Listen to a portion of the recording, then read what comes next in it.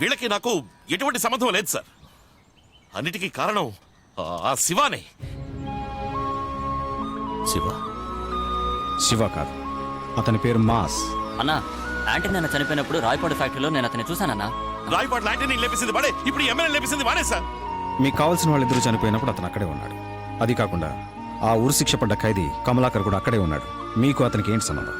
ఆపరా, ఆయన ఎవరో తెలుసా నీకు? వాడు ఎవడైతే నాకేంటి సార్, వాడు నన్ను టార్చర్ పెట్ట. రేయ్, ఆయన మీ నాన్నరా? మీ నాన్న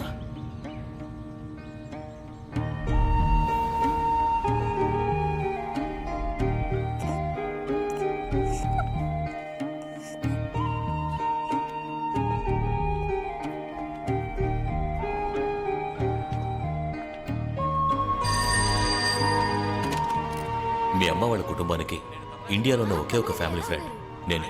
కెనడాలో ఉన్న మీ అమ్మకి ఆంధ్రలో ఉన్న తన స్థలాన్ని ఓ అనాథాశ్రమానికి ఇవ్వాలన్నది తన కోరిక. దానికి కావలసిన ఏర్పాట్లన్నీ చేసి రిజిస్ట్రేషన్ కోసం ఇండియాకి రమ్మని ఫోన్ చేశాను. ఇండియాకి రాగానే మొదటి పనిగా ఆశ్రమానికి వెళ్ళాను. అక్కడ ఏంటి మేడం, చేతికి అందింది నోటికి అందకుండా చేశారు. మీ అంతటి మీరే మీ స్థలాన్ని అనాథ పిల్లలకు రాసిస్తానన్నారు. ఇప్పుడేదో కన్స్ట్రక్షన్ కంపెనీకి రిజిస్టర్ చేసిచ్చారట. కమలనయ్య, ఏంటిది? ఏం చేయాలో తెలియని అయోమయ స్థితిలో ఉన్నప్పుడే ఆ ఏరియాలో ఉన్న ఆర్కే యాంటనీ అనే ఇద్దరు రియల్ ఎస్టేట్ గుంటనక్కల గురించి తెలిసింది. వాళ్లకు ల్యాండ్ కావాల్సి వస్తే ఏ లెవెల్కైనా వెళ్ళి ఆ ల్యాండ్ని సొంతం చేసుకుంటారు. కానీ మీ నాన్న ఒక నిజాయితీ గల పోలీస్ ఆఫీసర్ కావడం వల్ల మేము తిన్నగా రిజిస్టర్ ఆఫీస్కి వెళ్ళాం. అనురాధ చనిపోయారని డెత్ సర్టిఫికేట్ ఉందిగా. ఏంటి? మీరు తిన్నగా కెనడియన్ ఎంబసీకి వెళ్ళి మీరే అనురాధ అని అథెంటికేటెడ్ గా ఒక సర్టిఫికేట్ తీసుకొచ్చేయండి. ఇలాంటి ఒక్కటి జరిగిందని అర్థమయ్యేలాగా ఆర్కే యాంటనీ తిన్నగా అక్కడికే వచ్చారు. నమస్కారం అండి. వణకం, నా పేరు శివ. నానే వద్ద డైరెక్టా మిమ్మల్ని మీట్ అవుదాం అనుకున్నాను. నాకు సొంతమైన ప్లేస్ లో రాంగ్ గా మీ కంపెనీ బోర్డు పెట్టారు. భాష అదో టైపుగా ఉంది. తమిళనాడువా? భారతీయ. వీళ్ళు నా ఫ్రెండ్స్. ఫారెన్ నుంచి ఇలా మాట్లాడుతుండగా మాట పెరిగి ఫారెన్ నుంచి వచ్చిన వాడివి మూసుకొని పడుండాలి. కొన్ని రోజుల తర్వాత నన్ను వాళ్ళు కొట్టారు. నేను ఇంట్లో లేనప్పుడు నా పెళ్ళాం చీర లాగారు. అక్కడ చెయ్యేశారు, ఇక్కడ చెయ్యేశారు, అది చేశారు, ఇది చేశారు.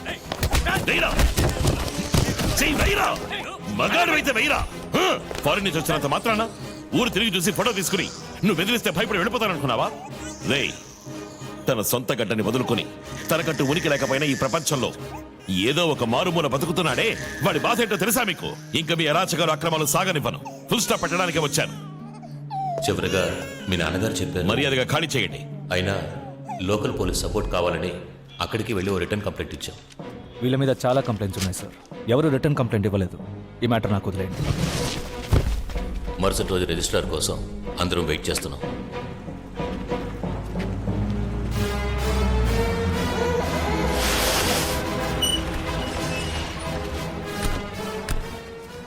సార్, వాళ్ళు మాతో గొడవ పడాలనే వచ్చారు. నేనున్నానుగా, నేను మాట్లాడతాను. మా వల్ల అనవసరమైన గొడవలొద్దు మేడం, మేము అక్కడే అడ్జస్ట్ అయిపోతాం. సార్తో చెప్పండి. మీరు చెప్పినట్టు అందరినీ ఒకే చోటకి తీసుకొచ్చాను. కంప్లైంట్ కూడా ఫైల్ చేయలేదు. ఏం చేస్తారో మీ ఇష్టం.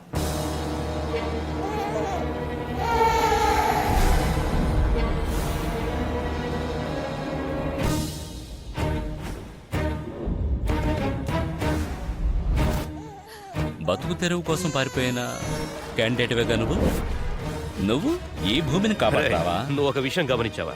ఈ ల్యాండ్ మొదటి నుంచి టార్చర్ పెడుతుంటరా. ఏదన్నా బలిస్తే సరిపోతుందా? అవును రాధా, ఆ పిల్ల నుంచి మొదలెడదామా?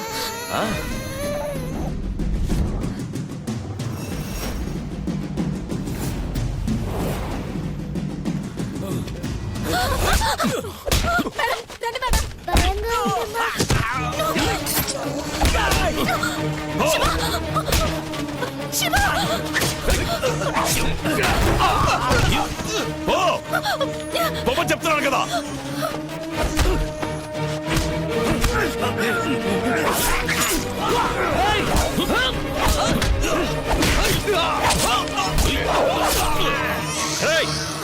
పట్టుకోండి రా.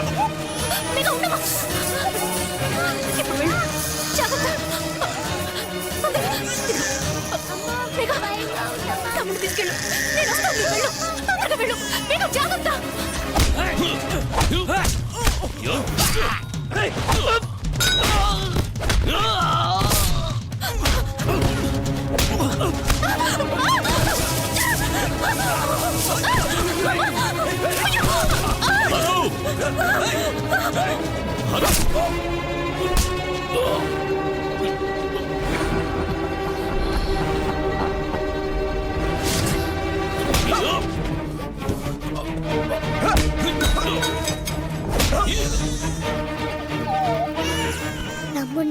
జాగ్రత్తగా చూసుకో.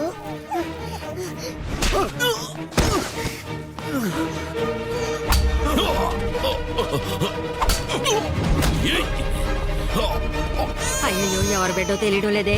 ఎవరి బిడ్డ అమ్మా ఇది? మేఘా మేఘా అమ్మ దగ్గరకు వచ్చాయమ్మా తొందరగా. అమ్మా మేఘా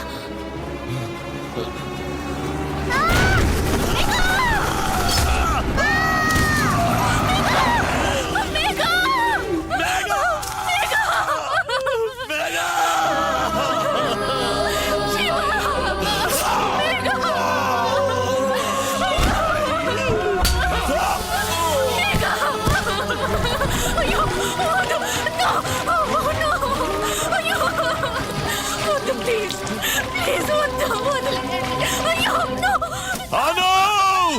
ఏయ్!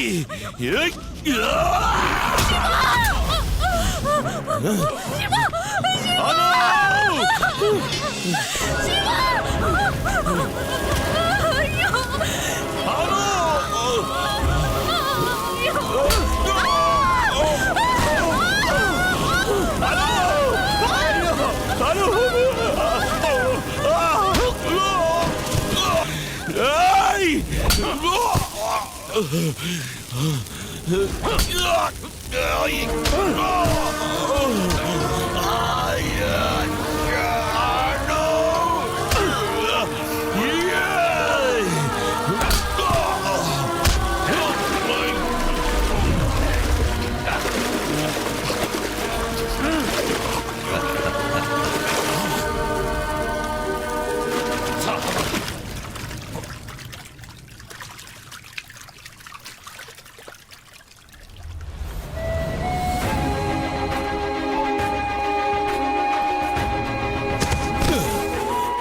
వీడిని ఏం చేయమంటారు? డబ్బు కాశపడి కుటుంబాన్నే హత్య చేశాడు. నువ్వు వీడిని పట్టుకున్నావు, మేమే సాక్ష్యం. కేసు క్లోజ్ చేయి.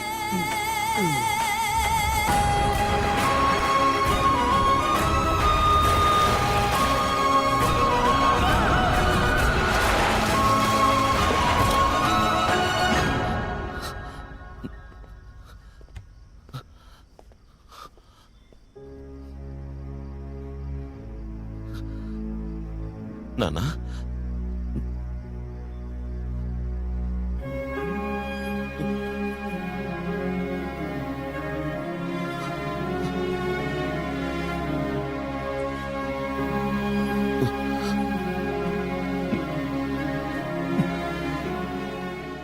చెప్పుండొచ్చు కదా, నువ్వే నాకు నన్నుమని చెప్పుండొచ్చు కదా. నిజం నీతో చెప్దామనే వచ్చాను, కానీ నువ్వే కదా బంధాలు బంధుత్వాలు కలుపుకుంటే నేను మనుషుల సంగతి మర్చిపోతానని నన్ను క్యూలో నించోమన్నావు కదా. తెలియక డబ్బు అని చెప్పిన తరువాతే నా మాట వెంట మొదలుపెట్టావు. అయ్యో అయ్యో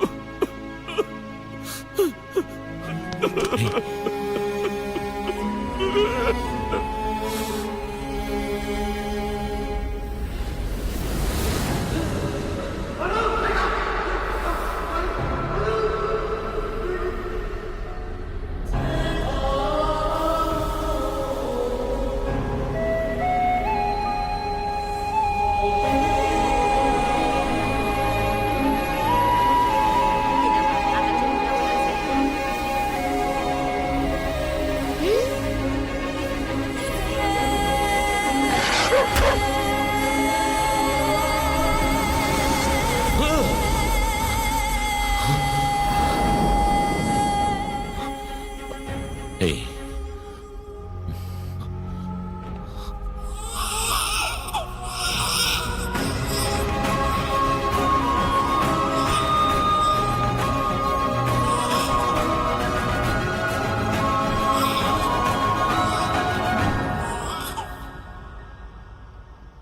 డబ్బు డబ్బు డబ్బు అని కన్న తండ్రి కూడా ఉన్నది కూడా తెలియలేదు.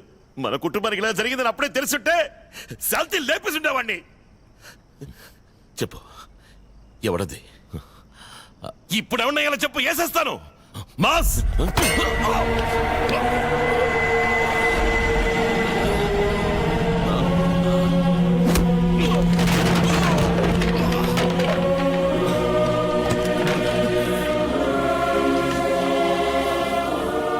అందుకేనిరా ఆ కమలాకర్ జైల్లోంచి తప్పించుకున్నప్పుడే అనుకున్నానురా వాడి వెనకాలెవరో ఉన్నారని. చెప్పుంటాడే మీ అమ్మ నాన్న అక్కను ఎలా చంపానో. మీ కుటుంబం సమాధి మీదేరా నా సామ్రాజ్యాన్ని కట్టుకున్నాను. నేనే పని చేసినా మిగల్చడం నాకెప్పుడూ అలవాట్లేదు. కానీ నీ ఒక్కడి విషయంలో మాత్రం అది మిస్ అయింది. ఆ చిన్నపిల్ల నన్ను మోసం చేసింది. లేదంటే ఆ రోజే వేసేస్తుండేవాడిని. నీ కుటుంబంతో పాటు ఇంకెన్ని కుటుంబాల్ని నా తోటలో పాతిపెట్టానో తెలుసా? నాకు నీ అబ్బ మొహం కొంచెం గుర్తుంది కానీ పేరే జ్ఞాపకం లేదు. నీకు నీ అబ్బ పేరేంటో తెలియదు కదా? ఏమైంది? ఏయ్, వీడిని మన చోటుకు తీసుకురండి.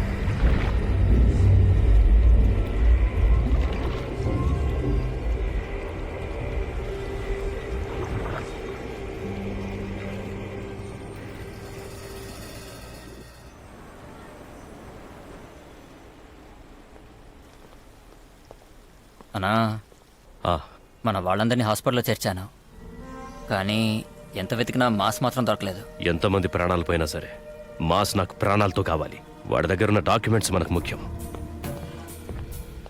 ఓకే,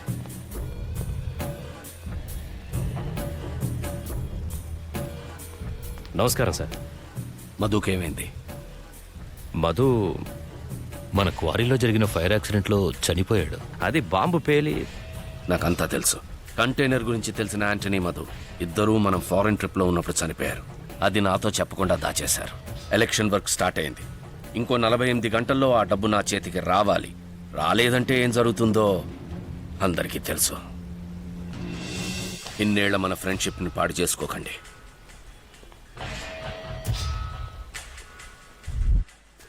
రామా. నాన్న